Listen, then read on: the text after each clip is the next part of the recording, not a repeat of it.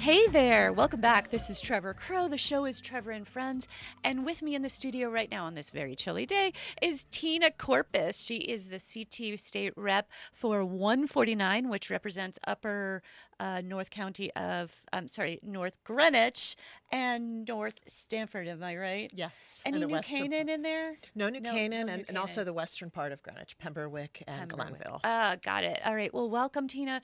Tina also was, before being, elected, she was also a lawyer at Kirkland and Ellis, which my daughter is there now in Boston. Oh, that's great. Okay, well, so welcome to the studio.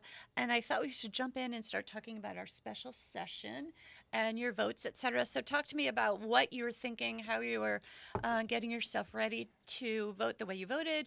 Talk to me. Okay, so yes, the special session was on November 12th for the House, November 13th for the Senate. There were four bills that were considered.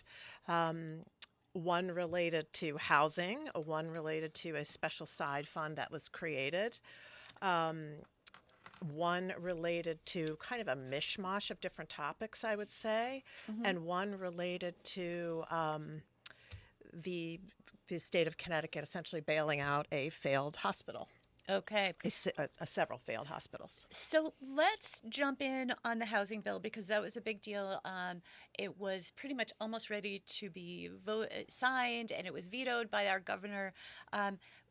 It sort of stopped everything in its tracks, went back to a discussion. Talk to me about, and just so everybody knows, Tina is a Republican, so we might have some differing opinions here, which is always a good thing. What happened, and how is it that that housing bill actually got passed? What changed, and what are your thoughts about what's going forward here? The short answer to what changed was not much, Okay. unfortunately.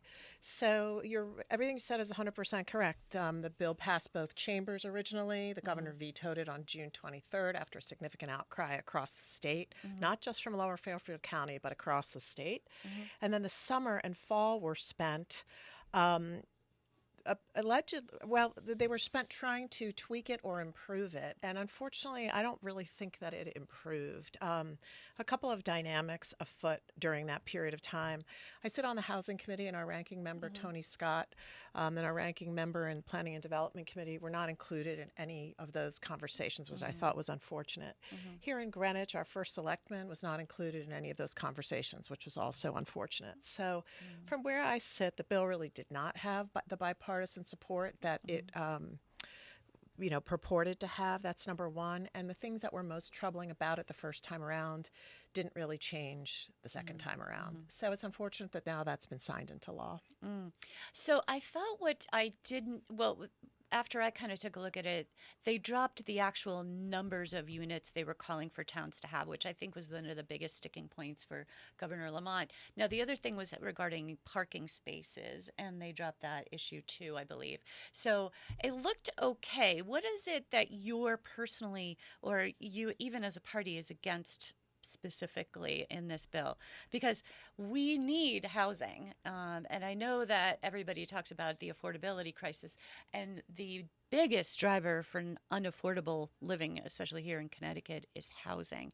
So it's a supply and demand issue. So how do you guys propose, I'm going to say you guys from the Republican standpoint, having more housing? Because I personally want my kids to be able to afford to live in the state, and they can't right now. Yeah, I So agree. talk to me about that. A couple of things on the bill. So you're right about the fair share part of the bill. The original bill last spring had a number of units next to each town's name, which that town would be required, number of affordable units as defined by the bill, that each town would be required to build over a particular period of time.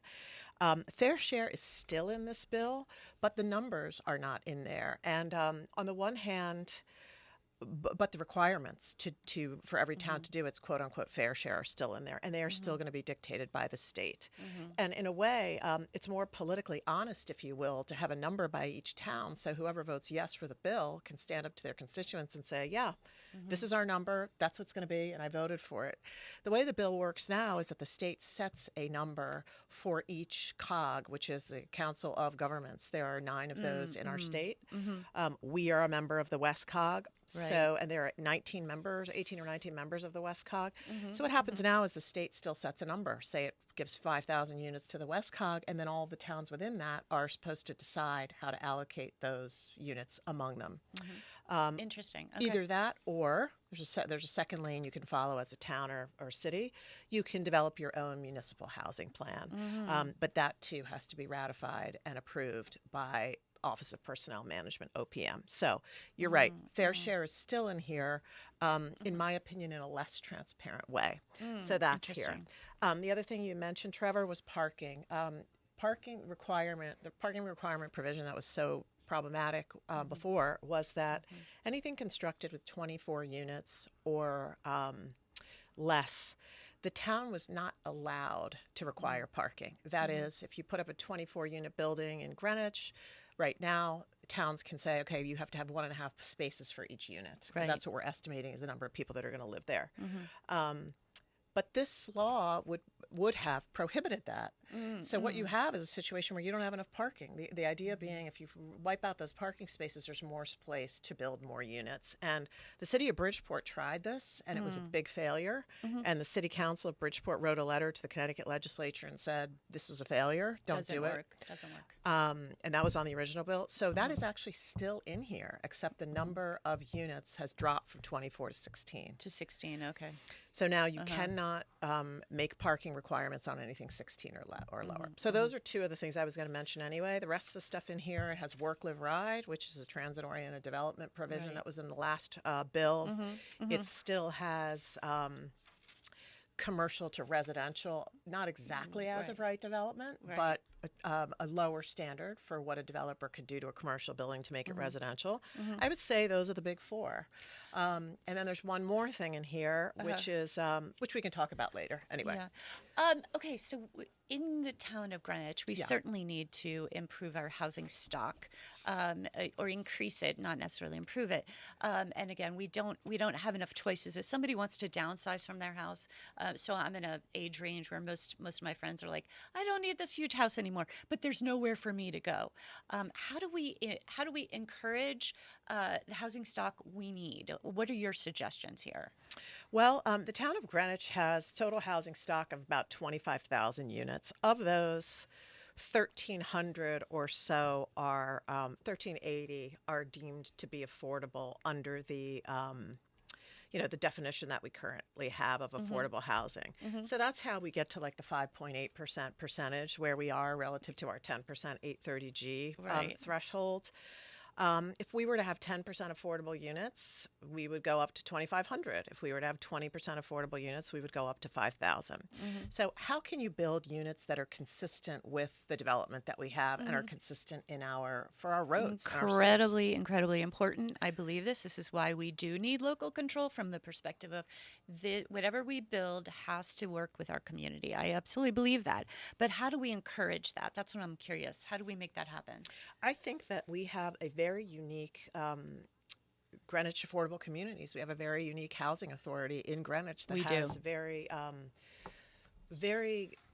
excellent, really affordable housing options for people.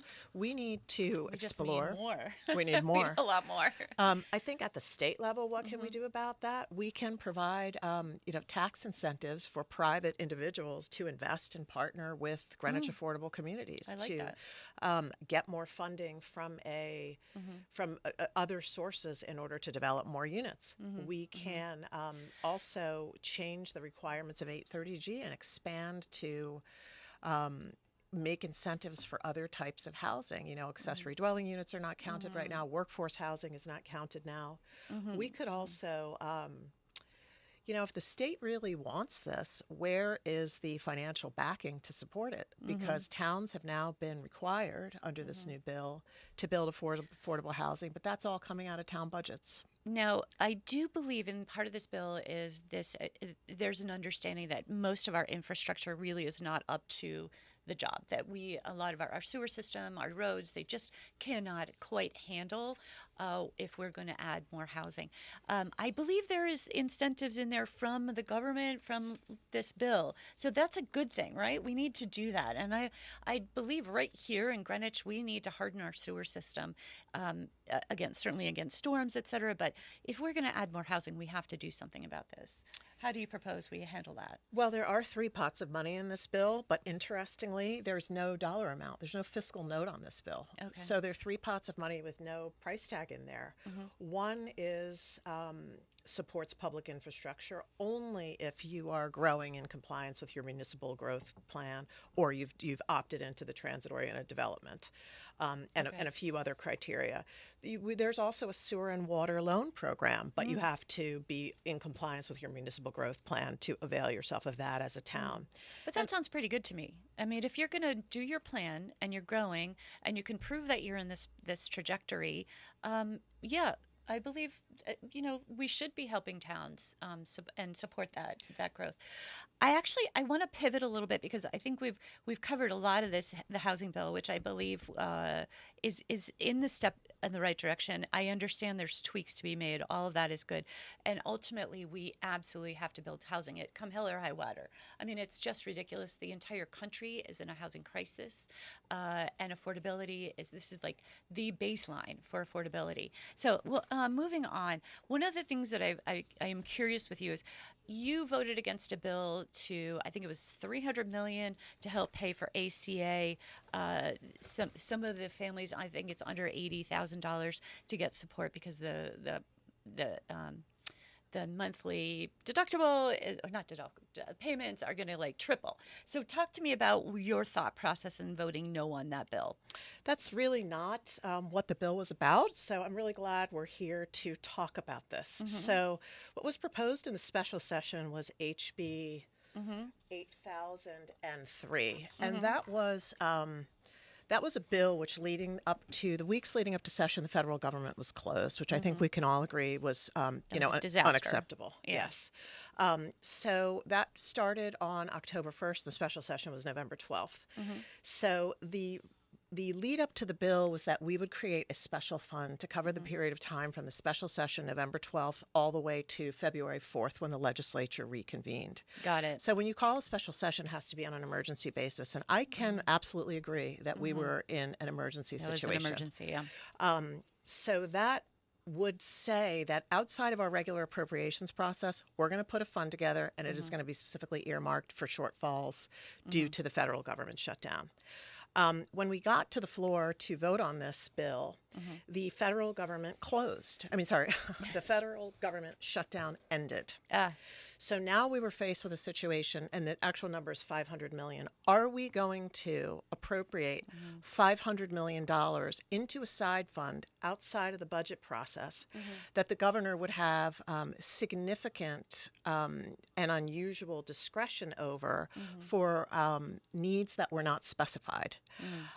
So there's no more government shutdown. So maybe you could even build the case, okay, well, between now and then, people are going to be suffering in other ways due to federal cuts or federal changes in eligibility requirements. Yep. So the questioning on the floor, and I encourage people to look at CTN because I ask these questions. What specific cuts are we talking about? What can we identify as we sit here today? So there are a lot of federal funds being cut, right? We're not the ACA aside. We've got healthcare, nutrition, the SNAP benefits have changed for about 36,000 CT residents, and that started December 1st. I'm not sure exactly how many people in the town of Greenwich that's hitting, but I do know it's actually impacting people right here. And a lot of them are school children. It's very hard to learn when you're hungry. So I do believe there's areas that were clear that we absolutely have to support. And that also includes housing assistance. And we have a lot of homelessness here, as well as energy. And it's pretty damn cold out there. So, I wish, I understand your point of view, Trevor. I wish that any of those facts had been brought forward to the floor. There was not a single specific program or number identified in the period between November 12th and February 4th. Because again, if the federal government is cutting things that people need and we are back in session, we appropriate funds to those things all the time, as well we should. But if there was not a single answer to any of those questions. If there had been, I could see a justified e-cert, but that was not what this was. This was a I don't know. I'm gonna call you out on that because we absolutely know the SNAP benefits were ending December 1st and it affected 36,000 Connecticut residents, but it's also impacting again these energy costs. We know this is happening. It's landing in our laps right this minute. Federal funds are drying up. There's no getting around it. So I do believe as a collective, as who we are as Connecticut residents, that we want to make sure that our people who are vulnerable are supported in this process. So I get it that you're asking for more specifics, but ultimately we do know, and there's no question that a lot of these cuts are occurring. Now, you did mention to me that you're a ranking member of this Special Education yes. Committee. And I just want to rewind back to this Mhm. vote because I really care deeply about this topic, and Mhm. I really worry about, and I'm not suggesting you're doing this at all. In Mhm. fact, I am thrilled that you have a bipartisan show that you Mhm. bring to our community. I'm I not know I lean suggesting this at left. all. I'll admit that. That's fine. You're here. I am, and I Uh-huh. thank you. But I really worry very much about the Mhm. political climate that we are in right Mhm. now Mhm. because we can't, and again, I'm not suggesting that you do this, but we Mhm. can't be in a political environment where Democrats are criticized and labeled as spending prolifically, not caring at all about Mhm. budgets, No, well, completely it's. unrealistic. We can't have that. And we can't have a Mhm. situation where Republicans are cruel, don't care about people, etc. Mhm. The Mhm. truth of the matter is that legislation is always a balance, and we Mhm. have to care for our people and we have to appropriate with Mhm. tangible, real things that real problems. We have to deal with facts and real problems to Yes. solve. And I would like to say that I would, you know, fast forward 2 weeks after this vote, Mhm. the housing committee was faced with it wasn't a formal public hearing because, as I said, the governor's 500 million Mhm. is his discretion to appropriate. But we had someone come before the housing committee and say we are asking for $70 million of the 500 million Mhm. for housing concerns. Mhm. That's valid. That's Mhm. under the $500 million side fund. Mhm. But when the question was asked over and Mhm. over and over again, how much of that 70 million is needed between now and February 4th, the answer was $200,000. Mhm. If it's needed after February 4th, we're in session. We've absolutely got to appropriate those funds. We've got to take Mhm. care of our people. But Mhm. if there are specific facts, I would Mhm. like to see them because if I asked it on the House floor and nothing came forward, that's a problem. We need to see that, and we need to see that we need to go through our appropriations process. So again, I So really I'm gonna I'll do a little rolling back of the tape. So there's a couple things I want to touch on here, which is okay. first of all, and I love that you bring this up, like the idea that Democrats are tax and spend. We've certainly seen Governor Lamont has the largest budget revenue in the nation. I mean, the largest. I guess it's the rainy day fund in the nation. We've paid we're balanced budget for 6 or 8 years now. I don't know the number. Been able to pay down large chunks of our unfunded pension liability, saving taxpayers. I think it's now $800 million a year, and we had a surplus of, I believe it's $1.4 billion this year because of capital gains, which is wonderful. So our state's doing rather well financially, which is great news. That's under a large Democratic sort of our government is in the state of Connecticut very blue. And I will give the Republicans, because they were in charge or had the Senate for 2 years, was it, in 2017, and put up the guardrails. So thank, thanks to that, again, I'm a centrist on these things, and I do believe that we needed guardrails. But at this point, if we have a surplus and we have this freight train of government fund cutting, we do need to step out in front of it. And I believe that Lamont is doing the right thing in this regard. It's a very interesting question, and this was part of the debate about HB 8003, this $500 million fund. Yes, the state is in a better position than it was before. Yes, we've paid down 11 billion of pension debt. Yes, we have benefited from very strong stock markets. That is all true. However, to say that our budget reserve fund is sort of cures all of the financial ills of the state. I'm not talking about federal cuts here, I'm talking about in general. Is like saying we have $20,000 in our savings account, but we have a $1 million mortgage and $500,000 in credit card debt, but we're fine. I understand. The truth is that Connecticut, some state pension plans have their assets greater than their liabilities. Some state pension plans have their assets equal to their liabilities. Those are considered and called funded pension plans. Connecticut's assets are Connecticut's liabilities are 2 times its pension assets. So, and we are adding to our pension obligations every year. In the last 6 years, state employee pay has risen 5%, 5%, 4.5%, 4.5%, 4.5%, 4.5%, and this year again slated at 4.5%. That's a cumulative increase in state employee pay of 39% over 7 years. And the reason that's relevant to this discussion is when you raise state employees' pay, you put them on a trajectory to retiring at a certain income level at which their pension is set in perpetuity until that person passes away. Right. So all of that to say, we've paid down $8 billion, we've paid down $11 billion of pension liabilities, but we've increased our pension liabilities by $9 billion over the same period of time. So the net benefit has only been $2 billion. Also, Connecticut has the 3rd highest electric rates in the country. We're the 6th highest the 6th highest state in terms of indebtedness load. We have absolutely made progress thanks to the fiscal guardrails, but I don't know if it's fair to say we're in the first quarter, the first eighth of the game, but we have a long way to go. We absolutely do. There's no question. And as we have managed through this, and again, because we are a donor state, so we give much more money to the federal government than we get back, correct? So if you're in Tennessee or Kentucky, et cetera, they're actually taking more dollars than they're giving to the federal government. I believe that we should send less to the federal government personally and support and pay down these debts.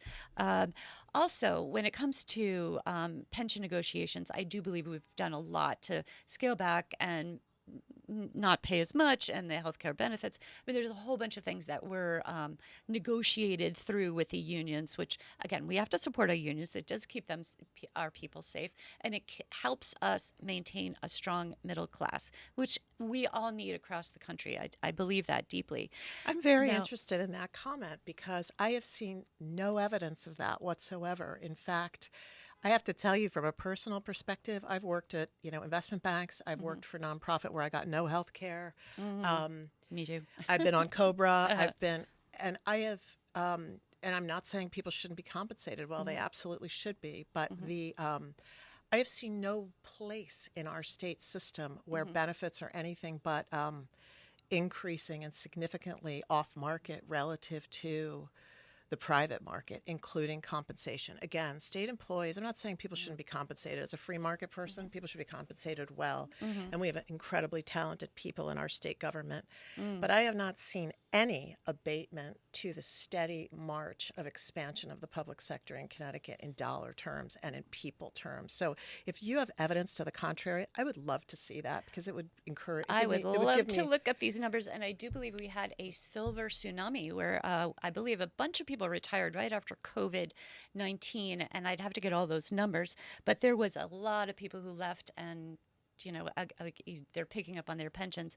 But anyway, we could have a continuous debate on private versus public sector.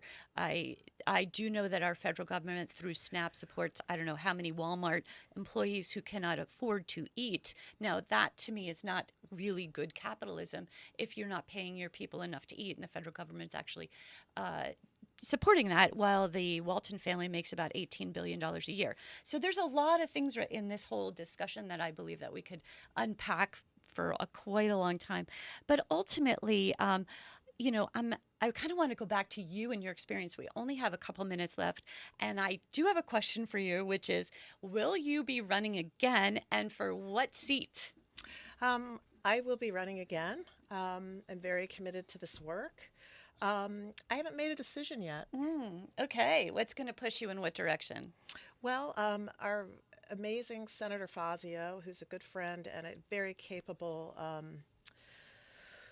legislator, is running for governor. He announced that he was going to be running in the summer, and I was approached by a number of people and asked to consider running for the 36th Senate seat, which would very enable good. me to continue to represent the 149th, my home, which I love, and would and North Stamford, which includes North Stamford.